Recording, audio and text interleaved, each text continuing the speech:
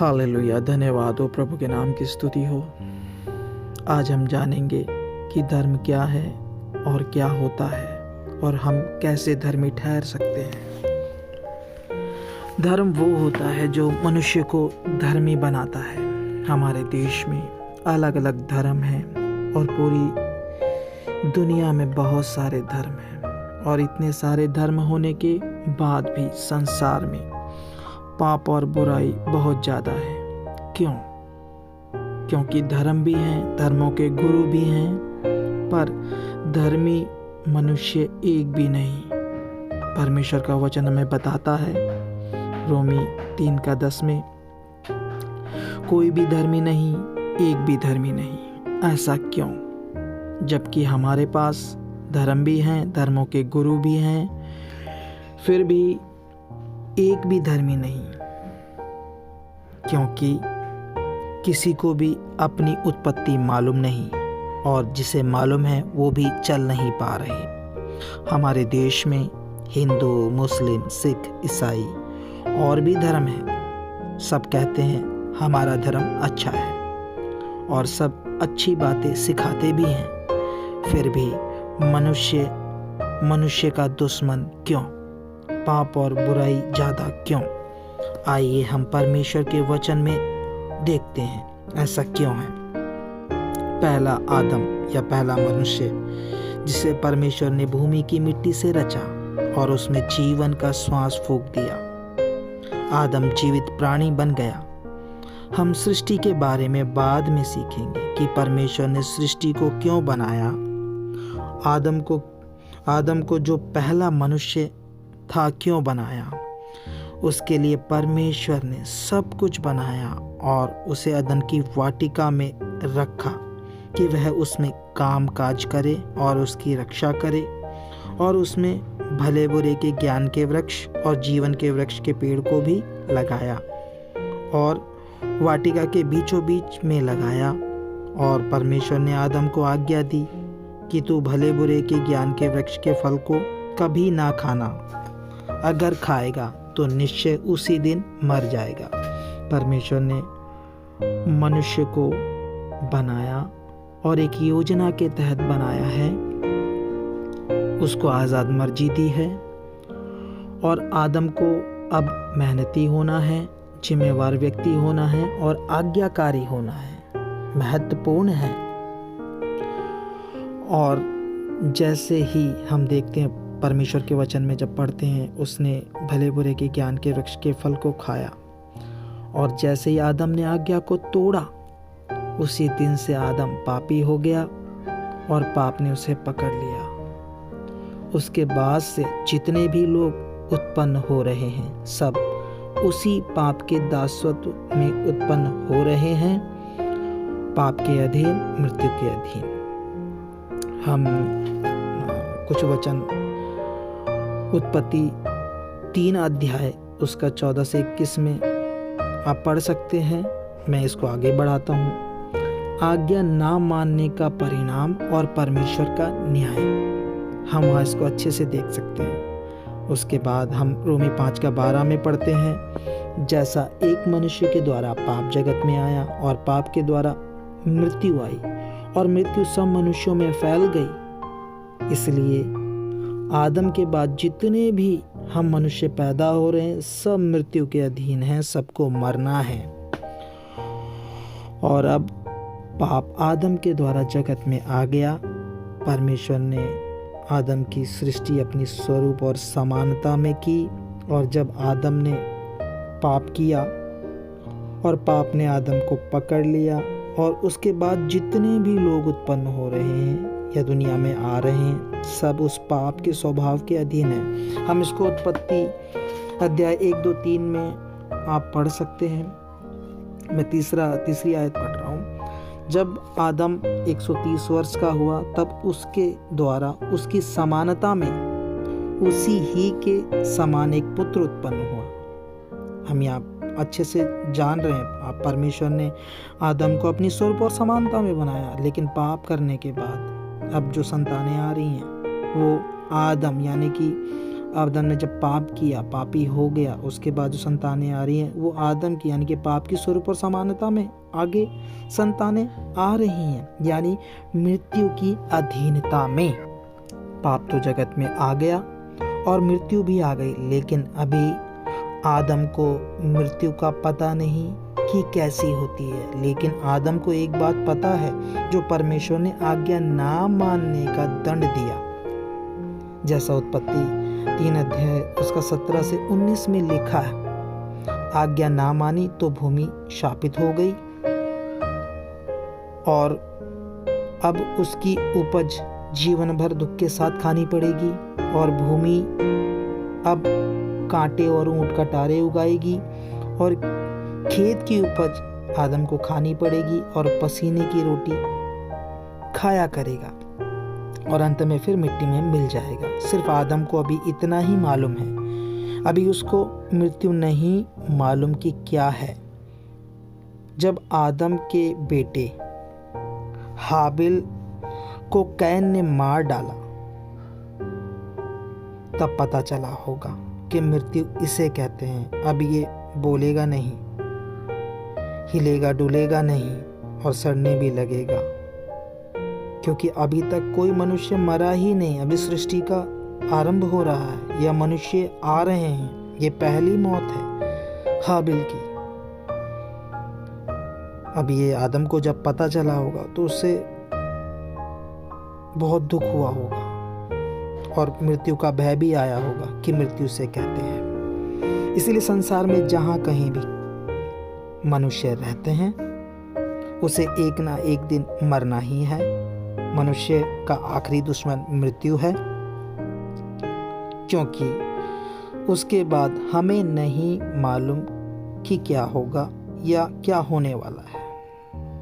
लेकिन जो परमेश्वर का वचन पढ़ता है, विश्वास करता है, उसे मालूम है आगे क्या होने वाला है। इसलिए हम परमेश्वर के वचन की ओर आगे बढ़ते हैं। इसलिए अब कोई भी मरना तो नहीं चाहता, लेकिन जिसने परमेश्वर का उद्धार पाया वो अनंत काल तक जीवित रहेगा। हाँ मेरे भाइयों, जितने भी लोग परमेश्वर पर विश्वास करते हैं, हम आगे जानेंगे कि कैसे हुआ ये काम, परमेश्वर ने कैसे इसको करके दिखाया, कैसे हमें मृत्यु की अधीनता से छुड़ाया, कैसे अपने लहू के द्वारा हमें स्वतंत्र किया, अपने पुत्र के द्वारा हमें छुटकारा दिया, और कैसे हमें धर्मी बना लिया। ये हम आगे जानेंगे। हम पढ़ते हैं यूहन्ना 11:25। आप बाद में पढ़ लीजिए, मैं इसमें से थोड़ा कुछ लेकर के बोलूँगा और आगे बढ़ेंगे, क्योंकि परमेश्वर ने यह बात प्रमाणित कर दी है। परमेश्वर ने प्रभु यीशु मसीह को मरे हुओं में से जिलाया। रोमी आप 4:24 पढ़ सकते हैं और 8:11 पढ़ सकते हैं। इसलिए परमेश्वर ने हम जो उस पर विश्वास रखते हैं, हमें जीवित आशा दी है कि हम यीशु मसीह में मर भी जाएं तो भी जिएंगे। इसलिए मेरे प्यारे भाइयों दोस्तों, कि मुझे कोई धर्मी नहीं बना सकता, क्योंकि हर एक व्यक्ति पाप के अवस्था में पैदा हो रहा है। जैसे मैंने कोई जंगली पौधा लगाया है और उससे कभी मैं अच्छे फल की उम्मीद नहीं कर सकता, वैसे ही हम अपना स्वभाव अपने पैदा होने से अब तक देख लें, प्रत्येक व्यक्ति का अपना स्वभाव होता है। जो काम उस व्यक्ति ने अब तक किए उन पर जरा ध्यान देकर सोचें, क्योंकि जो काम उसने अकेले में किए वो सोच रहा है कि किसी को नहीं मालूम, पर उसे खुद को तो मालूम है कि उसने क्या क्या किया है। और जो काम मनुष्य नहीं करना चाहता, जो सब गलत है, उसे कर रहा है, और उसका विवेक भी उसे मना कर रहा है या मना करता है, ये मत कर, ये ठीक नहीं, फिर भी शरीर की अभिलाषा पूरी करने के कारण कर रहा है, क्योंकि पाप मेरे शरीर के अंदर होने के कारण जो काम बुरा होता है वो ही करता हूँ। समझने के लिए एक उदाहरण, जैसा व्यभिचार करना पाप है तो भी यह काम शरीर को कितना अच्छा लगता है। मालूम है कि यह पाप है तो भी यह काम करना अच्छा लगता है। लेकिन इन सबसे ऊपर एक बात है, परमेश्वर ने सभी मनुष्यों को विवेक दिया है और ये आत्मा में परमेश्वर ने दिया और व्यवस्था को भी दिया है, जैसा रोमी 2:14 में हम पढ़ सकते हैं। फिर अन्य जाति लोग जिनके पास व्यवस्था नहीं, स्वभाव ही से व्यवस्था की बातों पर चलते हैं, तो व्यवस्था उनके पास ना होने पर भी वे अपने लिए आप ही व्यवस्था हैं। वे व्यवस्था की बातें अपने अपने हृदयों पर लिखी हुई दिखाते हैं और उनके विवेक भी गवाही देते और उनके विचार परस्पर दोष लगाते या उन्हें निर्दोष ठहराते हैं। चाहे व्यक्ति किसी भी धर्म का हो या किसी भी जाति का हो, ये परमेश्वर ने सबको दिया है और जो जो काम हम कर रहे हैं ये सब हमारे मन में रिकॉर्ड हो रहा है और न्याय के दिन हम परमेश्वर के सामने निर्दोष नहीं ठहर सकते। अब एक सवाल उठता है, तो मैं कैसे धर्मी बन सकता हूँ और कैसे न्याय के सामने स्थिर रह सकता हूँ या परमेश्वर का दया पा सकता हूँ? क्योंकि धर्म मुझे धर्मी नहीं बना सकता, धर्म के काम मुझे धर्मी नहीं बना सकते, तो मैं कैसे धर्मी ठहर सकता हूँ? और धर्म के काम मुझे धर्मी क्यों नहीं बना सकते? क्योंकि एक व्यक्ति पाप में जन्म ले रहा है। इसलिए जैसे कोई गंदा बर्तन है समझने के लिए, और आपका कोई अजीज है, कोई प्यारा है, आपके घर आया है, उस गंदे बर्तन में आप कितनी भी अच्छी वस्तु या चीज उसे खाने के लिए देंगे, वो कभी नहीं खाएगा। इसी तरह हम कितनी भी भलाई करें, परमेश्वर को ग्रहण योग्य नहीं।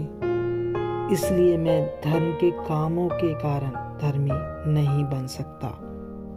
तो फिर मैं कैसे धर्मी ठहर सकता हूँ? जब एक व्यक्ति के अंदर पाप की पहचान आती है,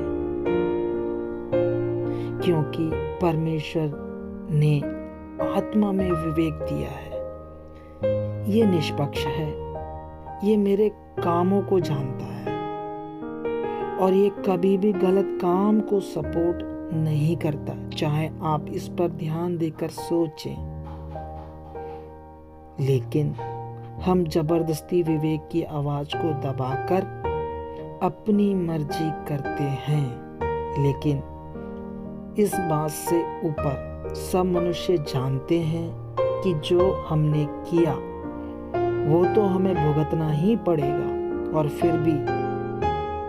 फिर जब विवेक की आवाज को नहीं सुनते और अपनी मर्जी करते हैं, जैसे आदम ने किया, आज्ञा नहीं मानी तो पाप ने उसे पकड़ लिया। इसी प्रकार जब हम आज्ञा को तोड़ते हैं या आज्ञाओं को नहीं मानते तो पाप हमें पकड़ लेता है, हमारा विवेक उसके लिए और दोष देता है। हम इसी प्रकार याकूब उसका मतलब पहला अध्याय 14 और 15 में लिखा है, परंतु हर एक व्यक्ति अपनी ही अभिलाषा से खिंचकर और फंसकर परीक्षा में पड़ता है। फिर अभिलाषा गर्भवती होकर पाप को जनती है और पाप जब बढ़ जाता है तो मृत्यु को उत्पन्न करता है। पहले अभिलाषा अंदर आई, फिर वो गर्भवती हुई, और जब गर्भवती हो गई उसके बाद जो उसने जना वो पाप को जना, और पाप मृत्यु को उत्पन्न कर रहा है। यानी कि एक व्यक्ति अपने जीवन में पाप और बुराइयों को लेकर जब चल रहा है वो मृत्यु की ओर आगे बढ़ रहा है। और फिर बहुत से लोगों के मुंह से हमने सुना भी है, मैंने जो किया उसका फल मुझे मिल रहा है। फिर आती है जीवन में दुख, बीमारी, तकलीफ, यहाँ तक कि लोग कहते हैं कि इन सब दुख, जब बीमारी आती है, कष्ट इतना तो आदमी के मन में एक विचार आता है, इससे बढ़िया तो मुझे मौत आ जाए, या इससे बढ़िया तो मेरे लिए मरना है, क्योंकि लोगों ने पाप का नतीजा देखा है। और परमेश्वर कहता है अपने पापों से मन फिराओ। और जब मेरे अंदर या किसी व्यक्ति के अंदर पाप की पहचान आती है, तब उसके मन में पश्चाताप आता है पापों के लिए। तब ही मुझे या उस व्यक्ति को एक उद्धारकर्ता की जरूरत है, क्योंकि मैं पाप की कीमत दे नहीं सकता और कोई भी मनुष्य पाप की कीमत दे नहीं सकता, क्योंकि सबने पाप किया है, सब परमेश्वर की महिमा से रहित हैं। परमेश्वर का वचन कहता है, रोमी 3 अध्याय उसका 23 में पढ़ सकते हैं। फिर ये कीमत कौन दे सकता है? आंसर है खुद परमेश्वर। कैसे? हम पढ़ते हैं इब्रानियों उसका 10 अध्याय 5वीं आयत, भेंट और बलिदान तूने ना चाही, पर मेरे लिए एक देह तैयार की जिसमें पाप ना हो, वो ही मेरे पापों के लिए कीमत दे सकता है। और परमेश्वर इस बात को अपने पवित्र शास्त्र में अपने दास भविष्यवक्ताओं के द्वारा लिखवा चुका है। हम उत्पत्ति 3:15 में पढ़ते हैं, स्त्री का संतान आएगा जो पाप को कुचल डालेगा, जैसा कि उसने किया भी। हम कुलुसियों 2:14-15 में पढ़ते हैं कि उस जीवते परमेश्वर ने, उसके पुत्र ने उसका खुल्लम खुल्ला तमाशा बनाया, जय जयकार की ध्वनि सुनाई। हम आगे और आयत लेके पढ़ सकते हैं, जान सकते हैं। यशायाह उसका 7 अध्याय उसका 14, एक कुंवारी गर्भवती होगी। कुंवारी गर्भवती होने का मतलब, स्त्री का संतान होने का मतलब कि उसके अंदर पाप नहीं है। अगर दुनिया में कोई भी संतान आना है तो उसके लिए 2 व्यक्तियों की जरूरत है, एक स्त्री और दूसरा पुरुष। यह है तो ही दुनिया में कोई संतान या कोई व्यक्ति आ सकता है।